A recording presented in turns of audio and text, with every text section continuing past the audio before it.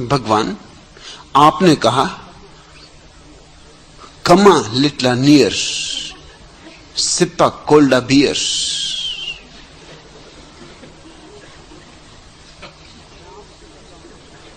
मैं आपसे कहता हूं भगवान, I am here, where is the beer?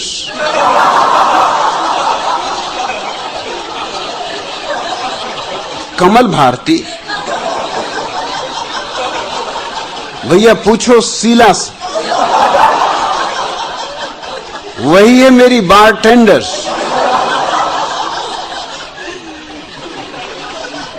पर तुम्हारे संतोष के लिए कहता हूं, are you really here? Then I am the beer.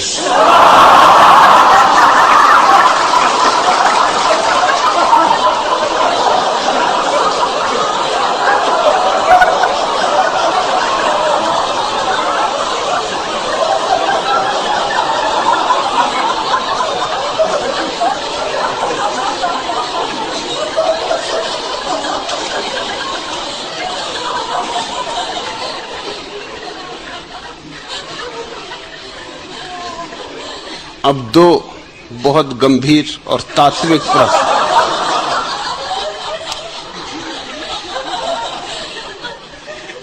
प्रश्न करता है स्वामी शांतानंद सरस्वती।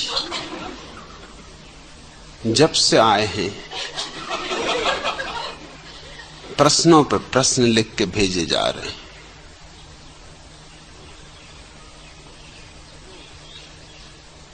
रोज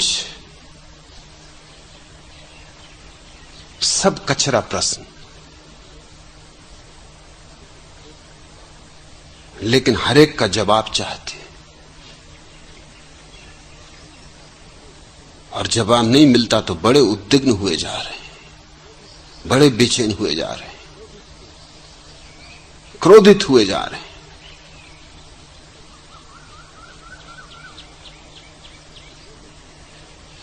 इसके पहले कि उनके दो प्रश्न तुम्हें पढ़ के सुनाऊं, उनको मैं जवाब दूं, कुछ बातें कह देनी जरूरी, क्योंकि और भी लोग होंगे जिनके प्रश्न आते हैं और जिन्हें जवाब नहीं मिलते। पहली तो बात, तुमने पूछ लिया, इतना भर काफी नहीं है जवाब पाने के लिए। मैं अपनी मौज का आदमी हूं, तुम्हारा कोई गुलाम नहीं। तुम पूछने को स्वतंत्र हो, मैं जवाब देने को स्वतंत्र हूं। दूं या ना दूं, मैंने कोई ठेका नहीं लिया कि तुम्हारे सारे प्रश्नों के जवाब दूं। इसलिए किसी को नाराज होने या किसी को परेशान होने की जरा भी आवश्यकता नहीं।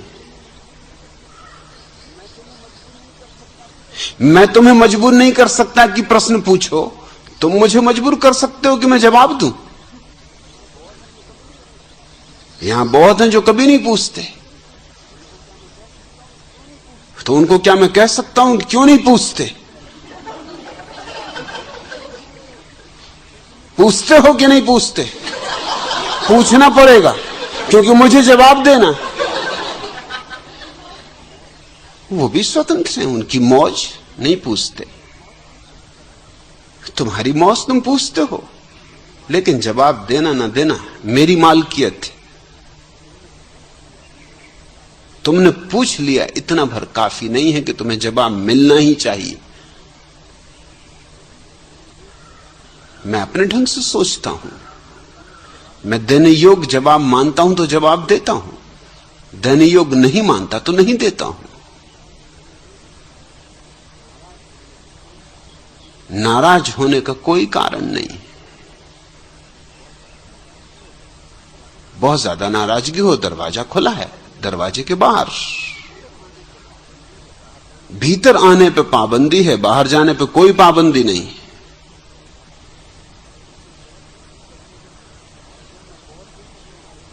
और जब मैं बहुत दिन तक तुम्हारे प्रश्नों के जवाब न दूं, तो इतनी अकल तो होनी चाहिए कि तुम्हारे प्रश्नों में कुछ होगा कूड़ा करकट।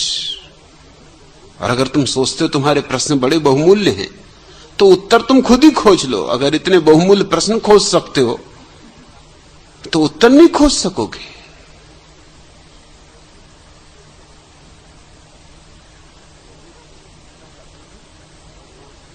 पहला प्रश्न, भगवान, बंधी परंपराओं के विरुद्ध आपके विचार बहुत अच्छे व प्रेरणादायी लगते, किंतु माला और भगवे कपड़े में बांधने के आपके प्रयास में हमें परंपरा की बू मालूम पड़ती।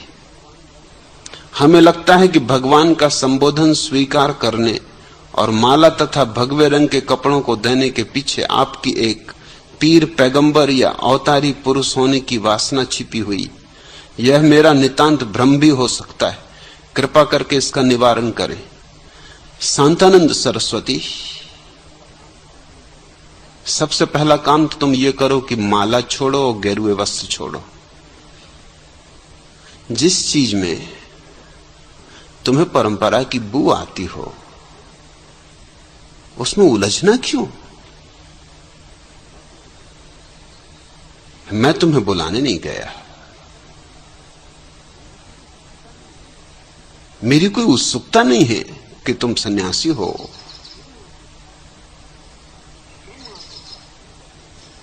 तुम आके प्रार्थना करते हो कि सन्यासी होना है। मैं तो अपने कमरे से बाहर भी नहीं निकलता, दरवाजे के बाहर नहीं गया वर्षों से। मेरी कोई उत्सुकता नहीं है मैं तुम्हारे सन्यास में।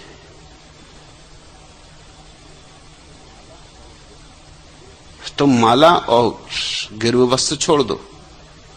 क्यों इस परेशानी में पड़ना? जिस चीज में बू आती हो परंपरा की तुम्हें, तुमसे कहता कौन है उलझो।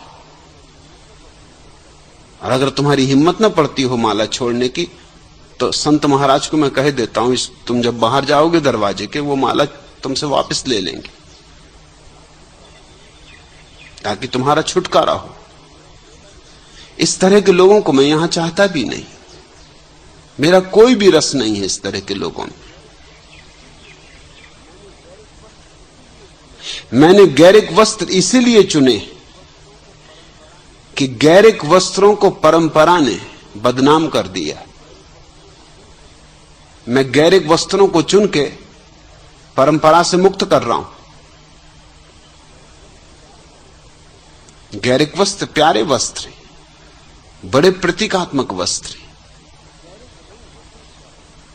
गैरिक रंग वसंत का रंग है।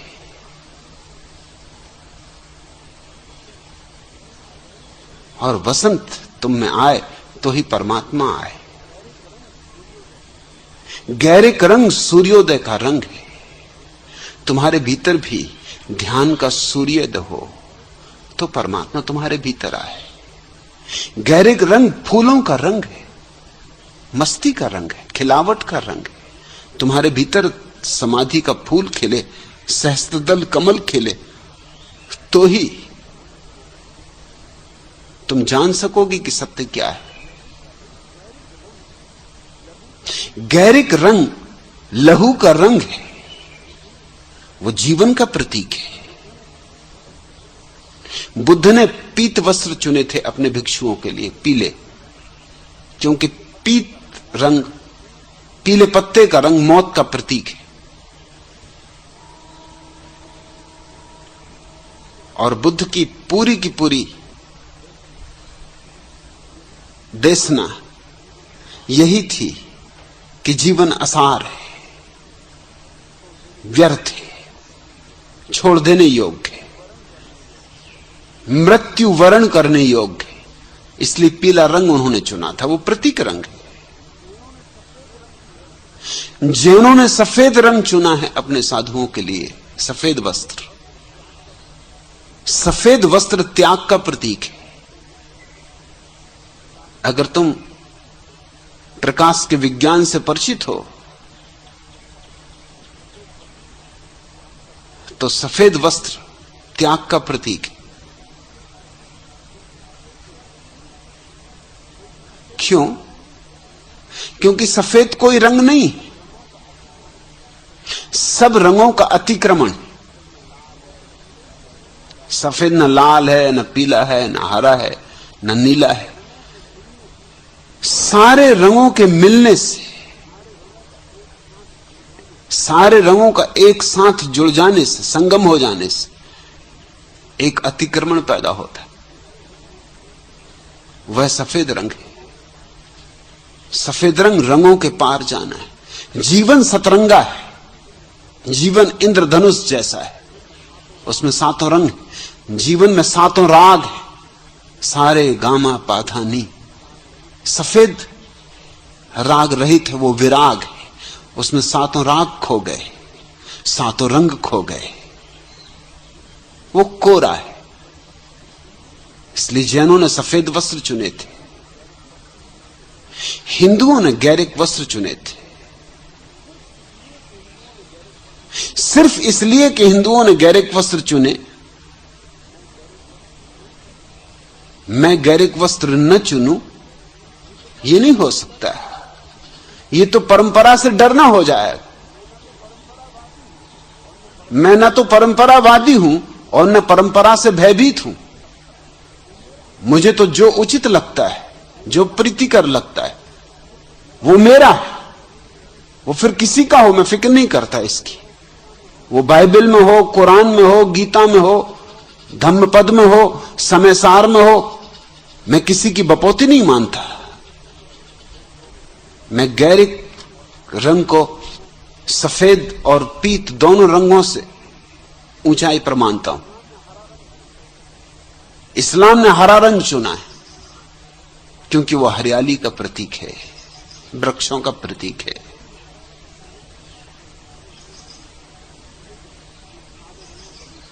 लेकिन इन सारे रंगों पर विचार करने के बाद मुझे तो गैरिक जमा इसलिए नहीं चुना है कि वो परंपरा का प्रतीक है, क्योंकि मैं कोई हिंदू घर में पैदा नहीं हुआ। हिंदू होना मेरी परंपरा नहीं। मैं पैदा तो जैन घर में हुआ, लेकिन सफेद वस्त्र मैंने नहीं चुने, वो मेरे लिए परंपरागत वस्त्र थे। मैंने चुने गैरिक वस्त्र क्योंकि मुझे लगा इन सारे रंगों में गैरिक रंग की जितनी विधाएं हैं, जितना बहुआयामी है, उतना कोई दूसरा रंग नहीं। ये मुझे प्रीतिकर लगा, इसलिए मैंने चुना। और इसलिए भी कि मैं चाहता हूं कि पृथ्वी पे इतने गैरिक सन्यासी हो मेरे कि वो पुराने ढप के जो गैरिक सन्यासी डूब ही जाए, उनका पता चलना मुश्किल हो जाए। उन्हें मैं डुबाना चाहता हूं। मुक्तानंद, अखंडानंद, नित्यानंद, शिवानंद, इनको मैं डुबाना चाहता हूं। इसलिए मैं अपने सन्यासियों को नाम भी दे रहा हूं, शिवानंद, मुक्तानंद, नित्यानंद।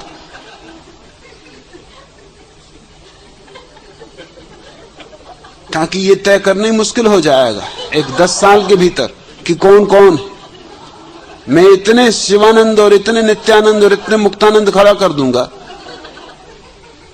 कि वो जो पिटे पिटाए मुक्तानंद थे इस भीड़भाड़ में कहीं खो जाएंगे, उनकी कुछ पूछ न रह जाएगी।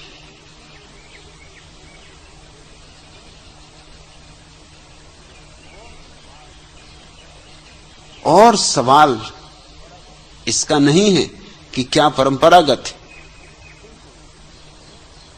क्योंकि जीवन कोई एकदम से थोड़ी आविर्भूत होता है। सारी चीजें संबद्ध हैं, श्रृंखलाबद्ध हैं। जो गंगा तुम प्रयाग में पाते हो वो गंगोत्री से चल रही है। वही गंगा नहीं है, लेकिन फिर भी वही है। दोनों बातें ध्यान में रखना। बहुत कुछ नया आ गया है उसमें, लेकिन शुरुआत, प्रारंभ, स्रोत तो पुराना ही है।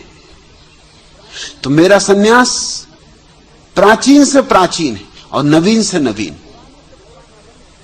इसलिए मैंने पुराने से पुराना रंग चुना है उसके लिए, और नए से नया ढंग चुना है उसके लिए। ये मेरा चुनाव है। तुम्हें प्रीतिकर लगे ठीक, तुम्हें प्रीतिकर न लगे तुम छोड़ने को मुक्त। तुम पूछते हो कि भगवान का संबोधन स्वीकार करने, मैंने किसी का संबोधन स्वीकार नहीं किया, ये मेरी घोषणा है, ये किसी का संबोधन नहीं, ये मेरी घोषणा है कि प्रत्येक व्यक्ति भगवान है।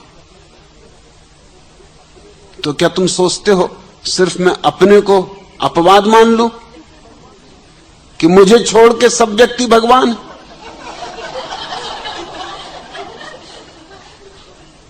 भगवत्ता प्रत्येक व्यक्ति के भीतर छिपी, ये मेरी उद्घोषणा, और जो मेरी उद्घोषणा तुम्हारे बाबत है वो मेरे बाबत भी है। ये तुम्हारा संबोधन नहीं है। दुनिया में मुझे एक भी व्यक्ति भगवान न कहे तो भी मैं अपने को भगवान कहूंगा। मैं क्या कर सकता हूं इसमें, कोई कहे या ना कहे, ये तुम्हारी मौज, तुम्हें जो कहना हो। मुझे शैतान कहने वाले लोग हैं,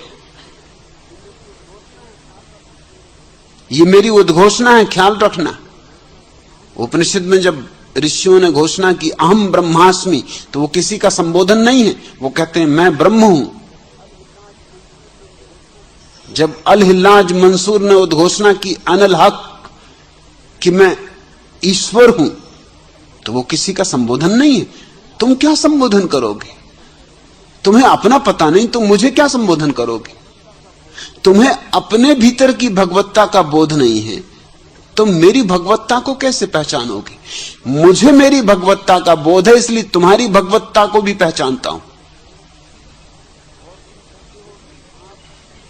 और तुम कहते हो कि आप कि एक पीर पैगंबर या अवतारी पुरुष होने की वासना छिपी हुई। भगवान से ऊपर तो नहीं होते पीर पैगंबर,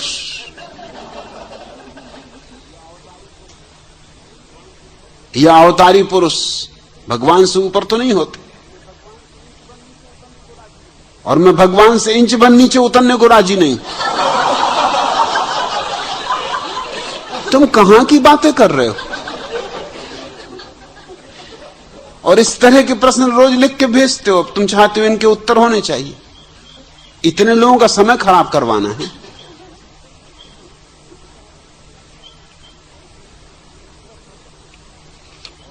और दूसरा प्रश्न और भी अद्भुत, जो कि वो करीब करीब रोज लिख के भेजते हैं, जिससे कि बहुत कुछ जाहिर होता है।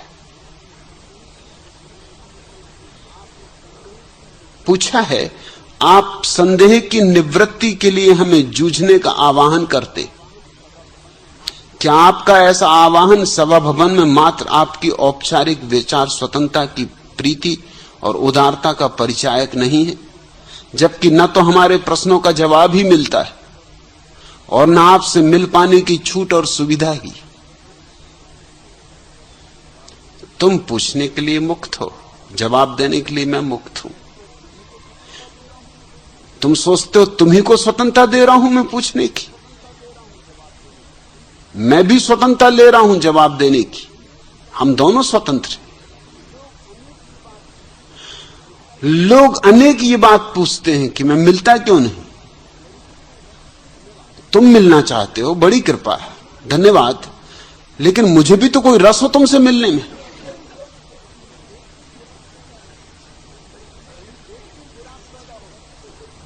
तुम्हें देख के ही विराग पैदा होता है।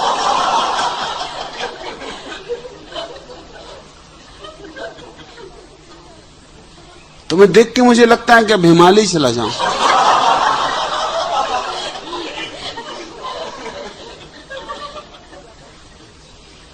तुम्हें देख के मैं समझ जाता हूं क्यों ऋषि मुनि बेचारे भागते फिरे।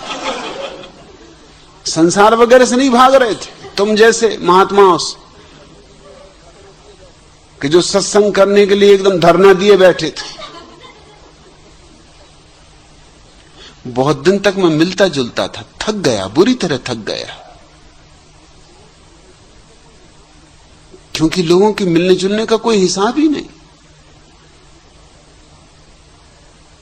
किसी को 12 बजे रात सत्संग करने की सूझ जाए तो 12 बजे आके दरवाजा खटखटा दे।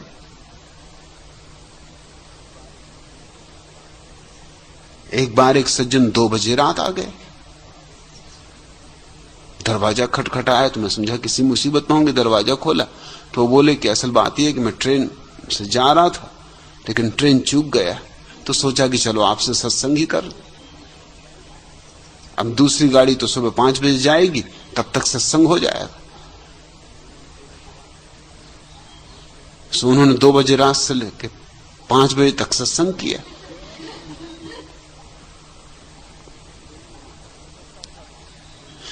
ट्रेन में मैं सफर करता था तो ट्रेन में लोग डब्बों में चढ़ जाएं, उनको सत्संग करना है। किसी को पैर ही दबाने, मैं उनसे कह रहा हूं कि भाई मुझे सोने दो, पर वो कहते हैं आपको सोना तो आप सोए, मगर हम तो सेवा करेंगे। सेवा के लिए आप इनकार नहीं कर सकते। अरे महात्माओं की सेवा तो सदा से चली आई। सो मेरा पांव दबा रहे, कोई मेरा सिर दबा रहा है, अब मैं सोऊं तो कैसे सोऊं? अब इनकी स्वतंत्रता देखूं या अपनी स्वतंत्रता देखूं? आपकी बड़ी कृपा है कि आप मिलना चाहते हैं, लेकिन मेरी कोई इच्छा नहीं रह गई आपसे मिलने की। इतनी देर जो सामूहिक रूप से मिल लेता हूं ये पर्याप्त समझो, ये भी ज्यादा दिन चलेगा नहीं। अगर तुम जैसे महापुरुष आते रहे ये भी बंद हो जाएगा। इस बात को समझ ही लो ठीक से कि तुम्हारा मेरे ऊपर कोई दावादारी नहीं है, कोई अधिकार नहीं है। मैं अपना मालिक हूं, तुम अपने मालिक हो। ठीक तुम्हारी मौज, तुम मिलना चाहते हो, लेकिन अगर मैं न मिलना चाहूं तो हम दोनों को राजी होना चाहिए, तभी मिलन हो सकता है। नहीं तो ये तो जबरदस्ती हो जाएगी। यहां लोग आ जाते, मुझे पत्र आते हैं हम सत्याग्रह कर देंगे। मैं कहता हूं तुम करो, मैं कोई गांधीवादी नहीं हूं कि तुम मुझे सत्याग्रह वगैरह से डराओगे। मैं तुम्हारे आसपास और लोगों को बिठा दूंगा कि भजन करो।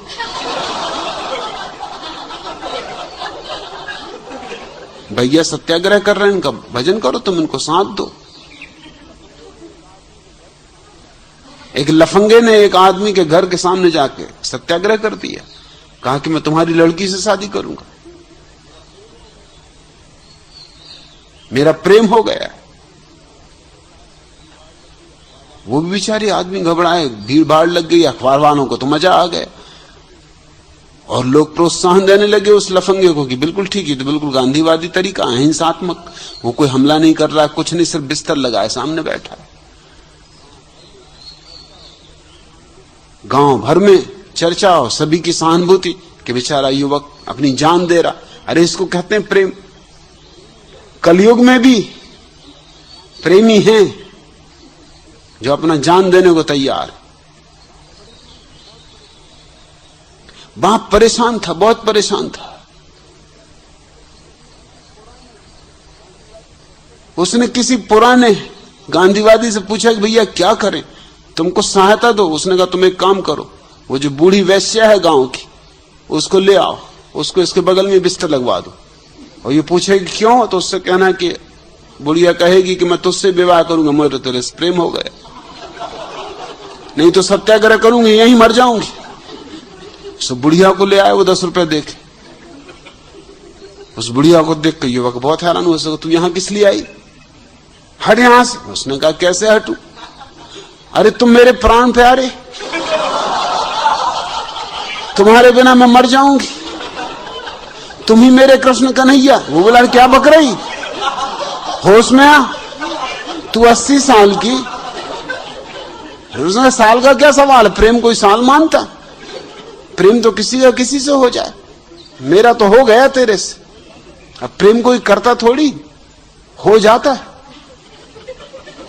वो तो उसने बिस्तर फैलाने लगी। उसने कहा तू क्या विचार है तेरे, सत्याग्रह करूंगी, मर जाऊंगी यहीं, मगर तुम्ही से विवाह रचाऊंगी।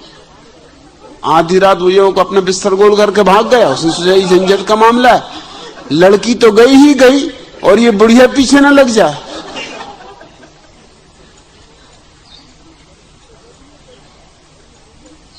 सत्याग्रह करने आ जाते हैं लोग कि आपसे मिलके ही रहेंगे। मेरी कोई उत्सुकता नहीं, कोई पीर पैगंबर होने का सवाल ही नहीं। दो कौड़ी की चीजें पीर और पैगंबर। मुझे छोटी मोटी बातों में रस ही नहीं।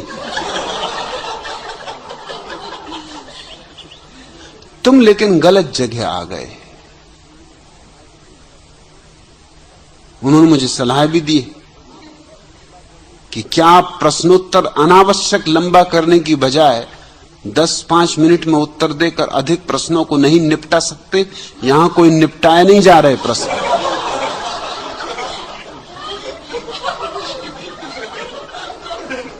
निपटाना हो तो 5 मिनट में सभी निपटा दूं, एक दिन में सब निपटा दूं। निपटाने का क्या सवाल है? ये मेरी मौज है, ये मेरा मजा है, मेरा आनंद है। जितनी देर मुझे मौज होती उतनी देर किसी प्रश्न को लेता हूं। तुम मुझे सलाह मत दो।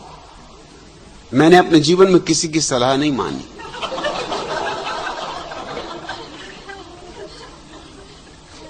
और सिर्फ मूढ़ व्यक्ति ही बिना मांगी सलाह देते। जिनमें थोड़ी भी समझ होती वो बिना मांगी सलाह नहीं देते। तुम हो कौन जो मुझे कहो कि मैं कितनी देर में किसी प्रश्न को निपटाऊं? सिर्फ इसलिए कि तुम्हारे अनर्गल प्रश्नों का उत्तर देने के लिए समय बचना चाहिए। और पूछा है, पता नहीं आप किस मापदंड से उत्तर देने के लिए प्रश्नों का चुनाव करते? कोई मापदंड नहीं, मेरी मौज। मुझे जो प्रश्न जज जाता है, लगता है प्रीतिकर है, सुखद है, उसका उत्तर देता हूं। यहां कोई गंभीरता और कोई ब्रह्मचर्चा के ही प्रश्न लिए जाते हो, ऐसा भी नहीं। यह तो मधुशाला है, मैं गधा है। जो चीज प्रफुल्लित करती, सुबह उठ के देखता हूं तुम्हारे प्रश्नों को। जो प्रश्न मुझे रुचि जाते, बस मेरी आंख को पकड़ लेते हैं कि यह प्रश्न प्यारा है। हो गई बात। कोई मापदंड नहीं, कोई तराजू नहीं जिस पे तौलता हूं बैठ के। आने के 10 मिनट पहले बस एक नजर तुम्हारे प्रश्नों को देख लेता हूं, उसमें जो प्रश्न मेरी मौज में आ जाते। ये सारा काम मस्ती का है, ये दीवानों की दुनिया है। यहां तुम कुछ पंडिताओं प्रवृत्ति के आदमी आ गए, तुम कुछ गलत आदमी आ गए, या ये गलत जगह समझो। तुम आदमी अच्छे हो, ठीक हो, ये गलत जगह जहां तुम आ गए। और तुम जितनी जल्दी निकल भागो उतना अच्छा, क्योंकि तुम असाध्य रोगी मालूम होते हो। मैंने तुम्हें पहले दिन प्रश्न का उत्तर नहीं दिया। ये प्रश्न अभी आ रहा है उनका, जिसका मैंने उत्तर नहीं दिया। और नहीं दिया सिर्फ इसलिए कि नाहक तुम्हारी फजीयत होगी, मगर तुम फजीयत करवाने पर उतारू हो, तुम्हारी मौज। पूछा है, यदि आप कल इस प्रश्न का जवाब दे देंगे तो मैं अपना पूना आना सफल समझूंगा। जवाब तो मैं दिए दे रहा हूं, लेकिन पूना आना तुम्हारा सफल नहीं है, और ना सफल हुआ और ना हो सकता है। तुम बेकार आए, और भूल के अब दोबारा मत आना।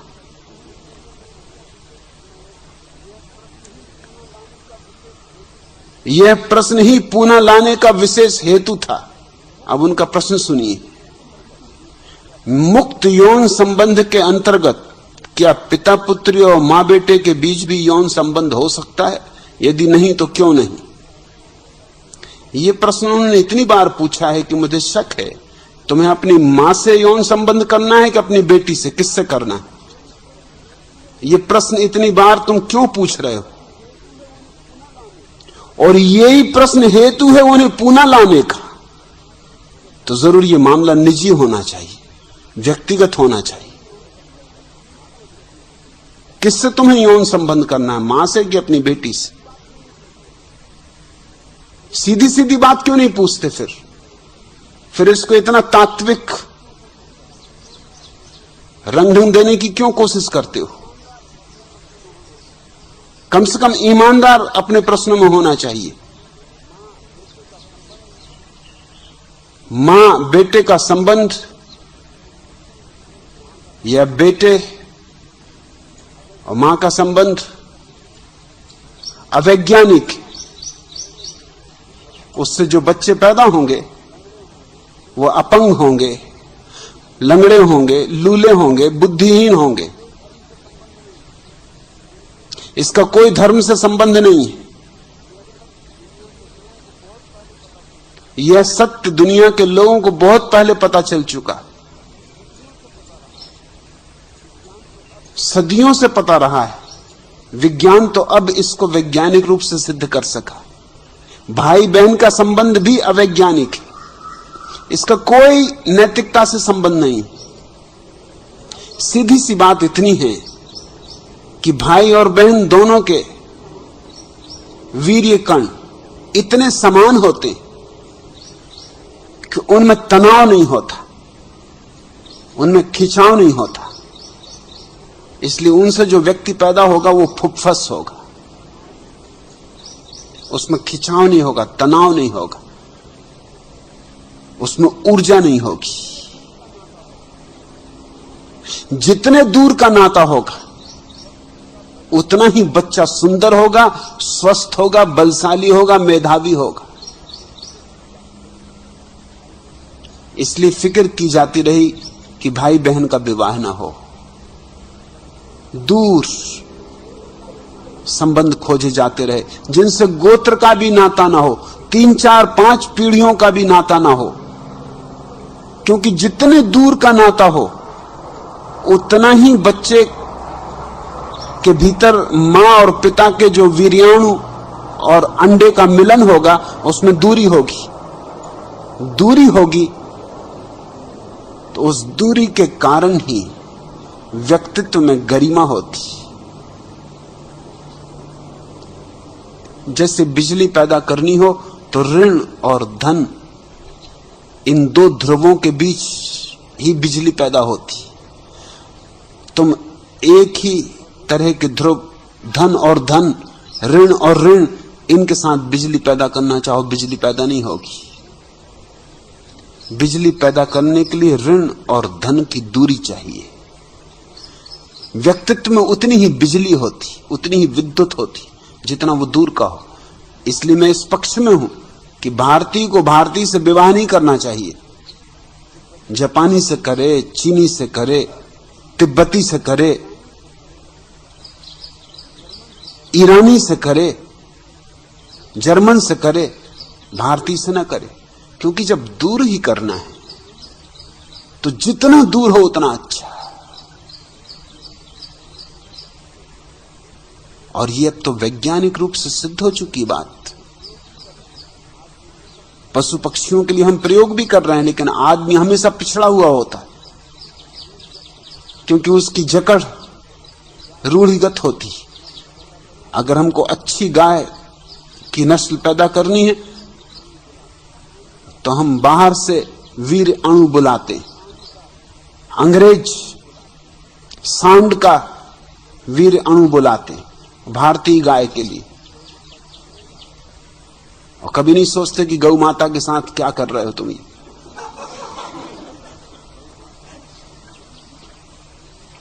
गौ माता और अंग्रेज पिता, शर्म नहीं आती, लाज संकोच नहीं,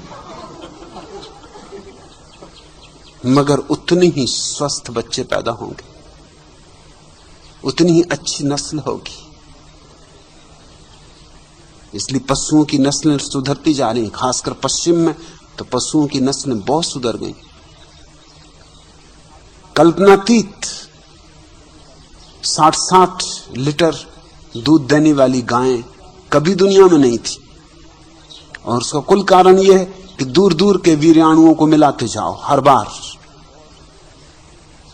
आने वाले बच्चे और भी ज्यादा स्वस्थ होते जाते। कुत्तों की नस्लों में इतनी क्रांति हो गई कि जैसे कुत्ते कभी भी नहीं थे दुनिया में। रूस में फलों में क्रांति हो गई, क्योंकि फलों के साथ भी वो वही प्रयोग कर रहे हैं। आज रूस के पास जैसे फल हैं दुनिया में किसी के पास नहीं। उनके फल बड़े हैं, ज्यादा रस भरे हैं, ज्यादा पौष्टिक, और सारी तरकीब एक है। जितनी ज्यादा दूरी हो, यह सीधा सा सत्य आदिम समाज को भी पता चल गया था, मगर स्वामी शांतानंद सरस्वती को अभी तक पता नहीं। और वो समझते हैं कि बड़े आधुनिक आदमी, रूढ़ियों के बड़े विरोध में। इसलिए भाई बहन का विवाह निषिद्ध था, निषिद्ध रहना चाहिए। असल में चचेरे भाई बहनों से भी विवाह निषिद्ध होना चाहिए। मुसलमानों में होता है, ठीक नहीं। दक्षिण भारत में होता है, ठीक नहीं है, अवैज्ञानिक। और मां बेटे का विवाह है तो एकदम ही मूढ़तापूर्ण, एकदम अवैज्ञानिक, क्योंकि वो तो इतने करीब का रिश्ता हो जाएगा कि जो बच्चे पैदा होंगे बिल्कुल गोबर गणेश होंगे। हाँ, गोबर गणेश चाहिए हो तो बात अलग, पूजा वगैरह के काम में उपयोगी रहेंगे। बिठा दिया उनको, हर साल गणेश जी बनाने की जरूरत नहीं, ले आए गणेश जी अपने घर घर में, गणेश जी बिठा दिया, पूजा वगैरह कर ली। उनको तुम सिरा भी आओ तो वो कुछ भी ना कहेंगे, चुपचाप डुबकी मार जाएंगे कि क्या करना। लेकिन ये प्रश्न तुम्हारे भीतर इतना क्यों तुम्हें परेशान किए हुए है? इसमें जरूर कोई निजी मामला है जिसको तुम्हारी कहने की हिम्मत नहीं।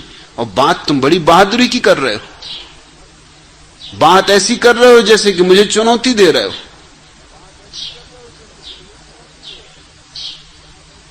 इसी प्रश्न को पूछने तुम पुनः आए। बड़े शुद्ध धार्मिक आदमी मालूम पड़ते हो, ऋषि महर्षियों में तुम्हारी गिनती होनी चाहिए।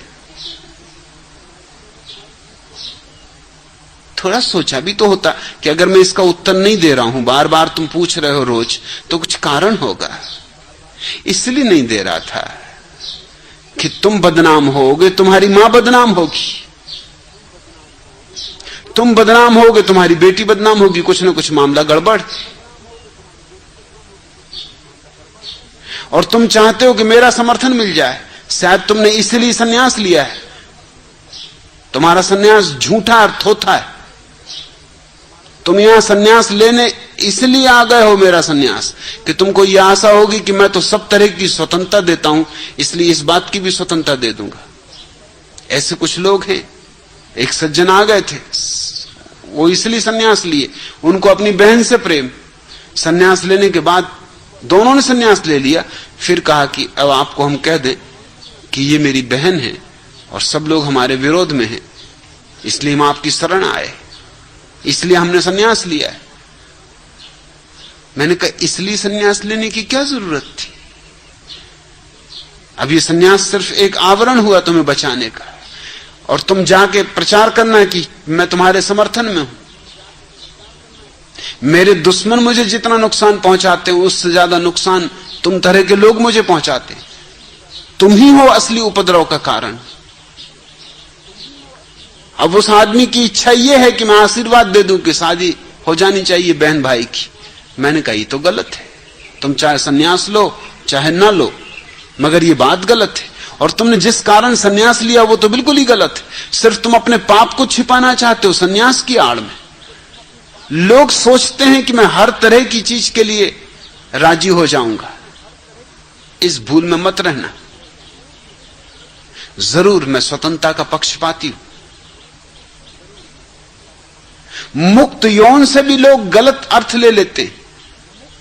मुक्त यौन का यह अर्थ नहीं होता जो तुम्हारे मन में बैठा हुआ है। कुछ भारतीय यहां आते हैं सिर्फ इसीलिए कि वो सोचते हैं यहां मुक्त यौन की सुविधा है, कि हर किसी स्त्री को पकड़ लो कोई कुछ नहीं कहेगा। मुक्त यौन, तुम गलती में हो। यहां की सन्यासियां तुम्हारी इस तरह की पिटाई करेंगी कि तुम्हें जिंदगी भर भूलेगी नहीं। ये कोई भारतीय नारियां नहीं है कि घूंघट डाल के और चुपचाप चली जाएंगी कि कौन झगड़ा करे, कौन फसाद करे, कोई क्या कहेगा। ये तुम्हारी अच्छी तरह से पिटाई करेंगी। मुक्त यौन का यह अर्थ नहीं है। यहां मुझे रोज शिकायतें आती हैं पाश्चात्य सन्यासियों की कि भारतीय किस तरह के लोग हैं, कोहनी ही मार देंगे कुछ नहीं तो, मौका मिल जाएगा धक्के ही लगा देंगे। मैं उनसे कहता हूं इन पे दया करो, ये ऋषि मुनियों की संतान है। और अभी बेचारे क्या करें, ऋषि मुनि सब अमेरिका चले गए। महर्षि महेश योगी अमेरिका, मुनि चित्रभानु अमेरिका, योगी भजन अमेरिका, सब ऋषि मुनि तो अमेरिका चले गए, संतान यहां छोड़ गए, उल्लू मर गए, औलाद छोड़ गए। और ये ऋषि मुनि क्यों अमेरिका चले गए? ये भी क्या करें बेचारे, यहां बैठे बहुत दिन तक देखते रहे कि आए मेनका, आए उर्वशी, कोई आता ही नहीं। कुछ मालूम होता है इंद्र ने नियम ही बदल दिए, न उर्वशी आती न मेनका आती। ये बेचारे बैठे हैं, माला जप रहे हैं, आंखें खोल खोल के बीच में देख लेते, न उर्वशी न मेनका, कोई नहीं आ रहा। मामला क्या है? फिर इनको एकदम होश आता है, कह रही यहां कहां उर्वशी मेनका, हॉलीवुड। हॉलीवुड यानी हॉलीवुड, उसी पवित्र स्थल पे चले। तो ये सब हॉलीवुड में रहने लगे जाके, और उनकी संतान यहां है। इस सदियों का दमन है। मुक्त यौन से मेरा अर्थ ये नहीं है कि तुम हर किसी स्त्री को धक्का मार दो, कि हर किसी स्त्री का हाथ पकड़ लो, या हर किसी स्त्री को तुम उठा के ले जाने लगो। मुक्त यौन का अर्थ यह है कि जिससे तुम्हारा प्रेम है और जिसका तुमसे प्रेम है, यह बात एक तरफा नहीं है। जिसका तुमसे प्रेम है, जिससे तुम्हारा प्रेम है, यह प्रेम ही निर्णायक होना चाहिए, और बाकी गौण बातें हैं। यह प्रेम ही तुम्हारे मिलन का कारण बनना चाहिए, बाकी और बातें थोथी। मगर प्रेम वगैरह का तो सवाल ही नहीं। प्रेम वगैरह तो तुम भूल ही गए, धक्का मुक्की याद रही। और धक्का मुक्की भी कुछ खास नहीं करके जानते, नहीं तो घूंसेबाजी सीखो, मुक्केबाजी सीखो, मोहम्मद अली से लड़ो। अरे मोहम्मद अली सोलो छोड़ो, तुम अगर घूंसेबाजी टुनटुन से भी करो तो मात खाओगे, चारों खाने चित्त पड़ोगे। मगर भीड़ भाड़ में किसी स्त्री को धक्का दे देना, कुछ थोड़ी तो समझ बूझ, कुछ थोड़ी तो मानवीय गरिमा का ख्याल करो, कुछ थोड़ी तो अपनी प्रतिष्ठा का भी ख्याल करो। मगर तुम्हारे भीतर ये सब सांप बिच्छू सरक रहे। अब तुम कहते हो कि इसी प्रश्न का जवाब लेने में पूना आया हूं, अगर जवाब मिला तो समझूंगा कि सफल हो गए। जवाब तो मैंने दे दिया, मगर तुम ये मत समझना कि तुम सफल हो गए, क्योंकि जवाब मैंने ऐसा दिया कि अब तुम और मुश्किल में पड़ोगे। तुम आए होगे कि मैं कहूंगा कि हां वत्स आशीर्वाद, कि बेटा खुश रहो, जो भी करना हो सो करो, सब ठीक है। इस तरह की मूर्खतापूर्ण बातों को मेरा कोई समर्थन नहीं। मां बेटे के संबंध की बात ही नहीं उठती। ये भी तुम्हारे रुग्ण और दमित वासनाओं के कारण ये उपद्रव खड़े हो जाते। नहीं तो कौन मां बेटे को प्रेम करने की सूझेगी? किस बेटे और के साथ मां यौन संबंध बनाना चाहेगी? या कौन बेटा अपनी मां से यौन संबंध बनाना चाहेगा, या कौन पिता अपनी बेटी से यौन संबंध बनाना चाहेगा। जब सब तरफ द्वार दरवाजे बंद होते हैं और तुम्हारे जीवन में कहीं कोई निकास नहीं रह जाता, तो इस तरह की गलतियां शुरू होती हैं, क्योंकि ये सुविधापूर्ण है। अब बेटी तो असहाय है, बाप के ऊपर निर्भर है, तुम उसे सता सकते हो। दूसरे की बेटी को छेड़खान करोगे तो मुसीबत में पड़ोगे। मुल्ला नसरुद्दीन अपने बेटे को कह रहा था कि क्यों रे फजलू, तुझे शर्म नहीं आती, तुझमें अकल है या नहीं कि दूसरे की मां बहनों को छेड़ता है। फजलू ने कहा कि अकल नहीं। अरे अकल है इसलिए तो दूसरों की मां बहनों को छेड़ता हूं, अकल ना होती तो अपनी मां बहनों को छेड़ता नहीं।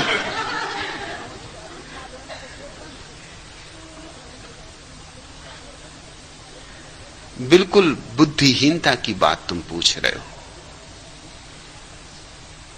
कारण ना तो धार्मिक है मेरा विरोध का, ना परंपरागत है, न संस्कारगत है, सिर्फ वैज्ञानिक है।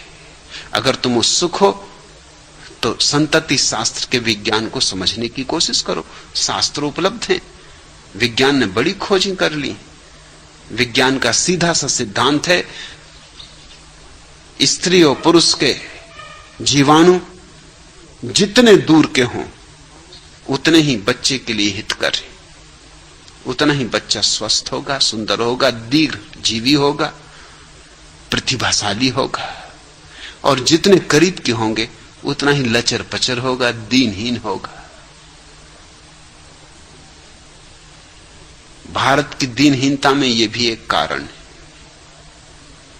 भारत के लोचपोच आदमियों में यह भी एक कारण है, क्योंकि जैन सिर्फ जैनों के साथ ही विवाह करेंगे। अब जैनों की कुल संख्या 30 लाख। महावीर को मरे 2500 साल हो गए। अगर महावीर ने 30 जोड़ों को भी सन्यास दिया होता या श्रावक बनाया होता, सारा संबंध जैनों से ही होगा। और जैनों का भी पूरा जैनों से नहीं, श्वेतांबर का श्वेतांबर से, और दिगंबर का दिगंबर से, और श्वेतांबर का भी सब श्वेतांबरों से नहीं, तेरापंथी का तेरापंथी से, और स्थानकवासी का स्थानकवासी से, और छोटे छोटे टुकड़े, संख्या हजारों में रह जाती, और उन्हीं के भीतर गोल गोल घूमते रहते हैं लोग। छोटे छोटे तालाब हैं और उन्हीं के भीतर लोग बच्चे पैदा करते रहते हैं। इससे कचरा पैदा हो रहा है। सारी दुनिया में सबसे ज्यादा कचरा इस देश में पैदा होता है, और फिर तुम रोते हो कि ये अब कचरे का क्या करें। करेंगे, और वो भी सभी ब्राह्मणों से नहीं, कानकुब्ज ब्राह्मण कानकुब्ज से करेंगे। और देशस्थ देशस्थ और कोकणस्थ कोकणस्थ, और स्वस्थ ब्राह्मण तो मिलते ही कहां।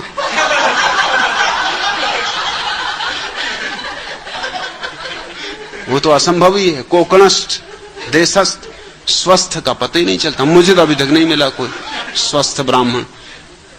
और असल में स्वस्थ हो उसी को ब्राह्मण कहना चाहिए, स्वयं में स्थित हो वही ब्राह्मण।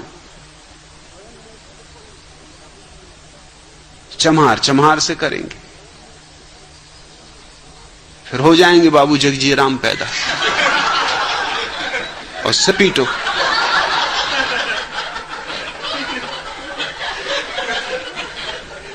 फिर इनके सौंदर्य को निरखो, कविताएं लिखो।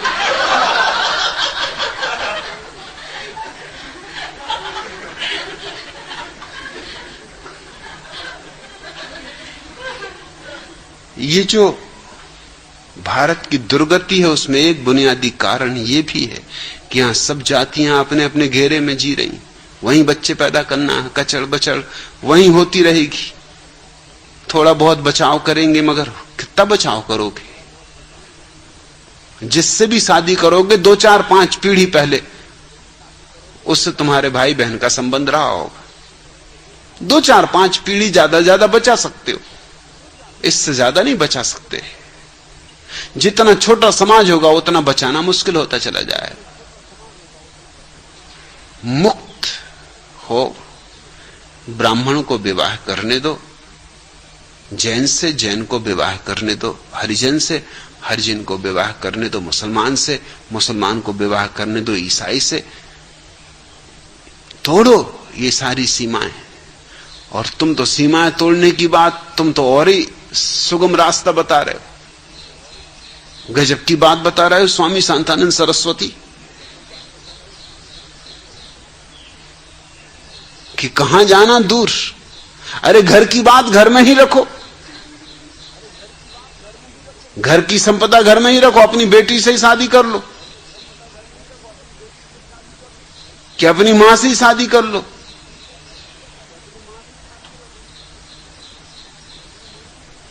इस मूर्खतापूर्ण प्रश्न को पूछने तुम पुनः आए हो